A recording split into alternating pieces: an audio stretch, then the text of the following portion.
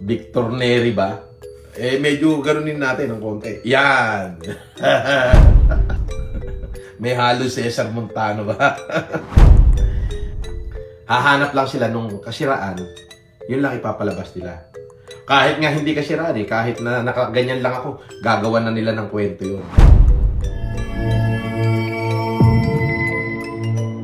Hi everyone!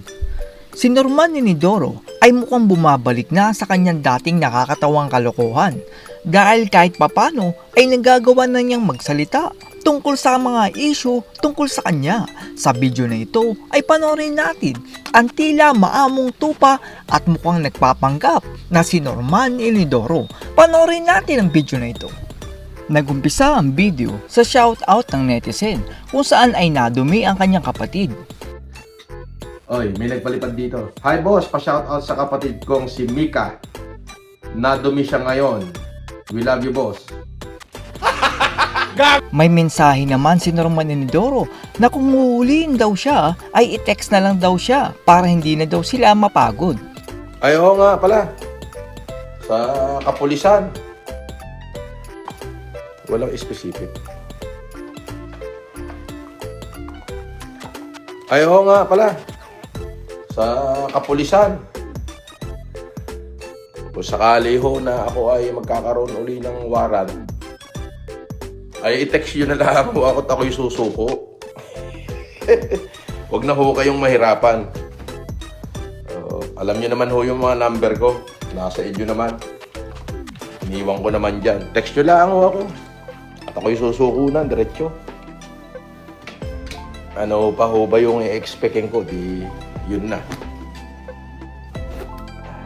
Ayon naman kay Norman Inidoro ay ang korte lang daw ang makapagsasabi kung sino talaga siya.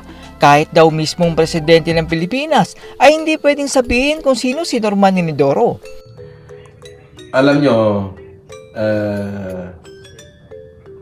simple lang. Only the court can tell me who I am. Ayan. Hindi pwedeng kung sino man. Not even the president, not even the executive, not even the legislative, only the judiciary, only the court. At kung ano po yung pinag-uutos ng korte, susundin po natin. Yun po yun. Kaya regarding ho dun sa kung ano man yung mga sinasabi tungkol sa akin, kung ano po ang sabihin ng korte, yun po yung ating susundin at tatalitan. Sobrang saya naman ni Norman Inidoro at ayon sa kanyang mga kaibigan ay siya daw ang agila ng norte. Oh, mga katrupa. Ay, magtanggal ka na sombrero. Puta, parehas tayo kalbo eh. Oh, namiss mo ba kami? Ha? Parang namiss daw tayo? Oo, Oy, mga katrupa. Siyempre. Oh, Oh, kaya puta na. makakagod Junior, ano masasabi mo? Mapangmura ka na. Mapagod, boss. Mapagod daw, oh. Mapangmura ka naman ng mainom dyan. Oh, ang pagbabalik ng Agila ng Norte. Ingat po kayo sa eleksyon dahil paniguradong tatakbo si Norman Inidoro kahit sinabi niyang hindi. Running 2028, hindi na. Ayoko na.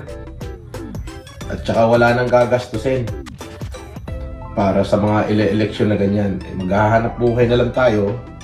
At kung kumita, yung kalahati, itulong. Ganun lang yun. Hinahanap naman ng netizen ang wheelchair humanitarian pero 3 wheelchair lang naman kasi ang kanyang binili. Kaya ibinigay lang din niya ito sa kanyang mga kakilala. Sir FLM, good morning. Kailan po matuloy yung pamimigay nyo ng wheelchair? No, natuloy na. Oo. Panibago na lang. Siyempre, maghahanap buhay muna. Sabi ni Mami Sinayda Sunga, let's just go for. Natuwa naman si Norman Inidoro dahil sa style ng kanyang buhok ayon sa netizen ay para daw siyang si Victor Neri noong nagulpi. Meron daw gusto makipagkilala sa akin. Victor Neri ba? Medyo ganunin natin ng konti. Yan! Loko-loko tong mga tropa pips, oh. Rotorious ang puta. Kala ko notorious. Rotorious pala. Natuwa naman si Norman Inidoro dahil ayon sa netizen ay para daw siyang si Cesar Montano. Oh, may makikipagkilala daw sa akin si Paloma. Ano yung tsura? Ano yung tsura? Patingin, patingin. Red Juice. Shout out. May halo si Cesar Montano ba?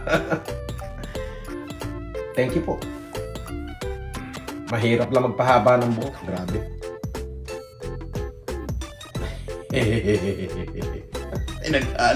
Pinaghalong Cesar Montalvo at saka Victor Noro.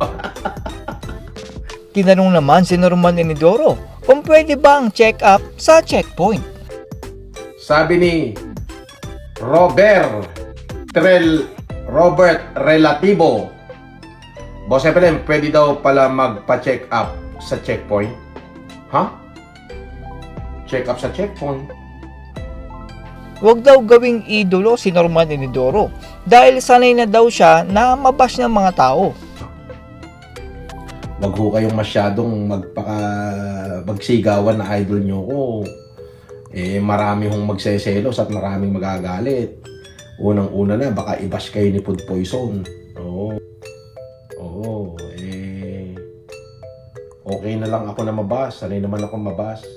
Ayon naman sa netizen ay may warrant na daw si Norman Inidoro at tila kinabahan na naman siya. Boss, may warrant ka na naman. Naku po, inay. Ay, i-text nyo na lang at ako'y susuko ng diretsyo. Huwag na kayong magpagod. Text nyo lang ako. Susuko na ako sa pulis. Diretso na yun. Mukhang hindi pa nakakarating kay Norman Inidoro na wala na sa PSA ang pangalang Francis Leo Marcos. At syempre, kay Patawa ka. Galing kay Patawa ka.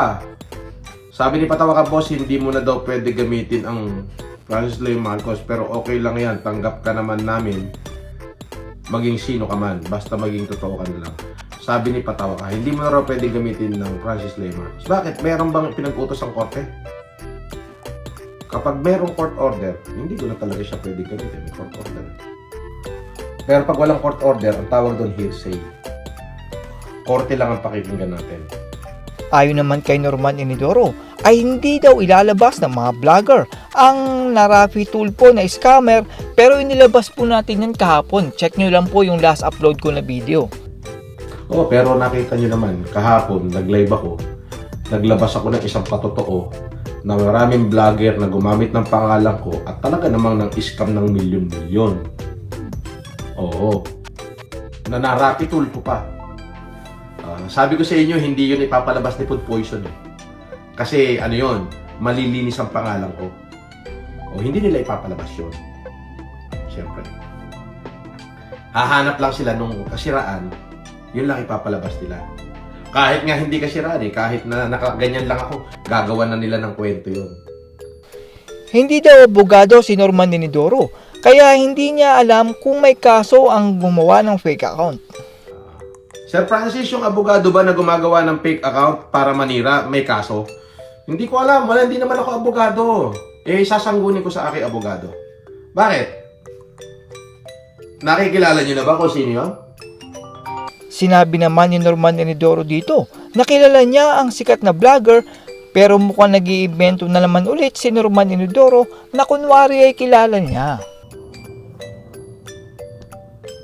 Sabi ni Patawa ka, boss, pa-shout out. Kay FG, hindi yan siya lawyer kasi kilala ko yan. Kasi nakausap ko na yan. For the content lang yan. Kaya wag mo na lang intindihin, okay?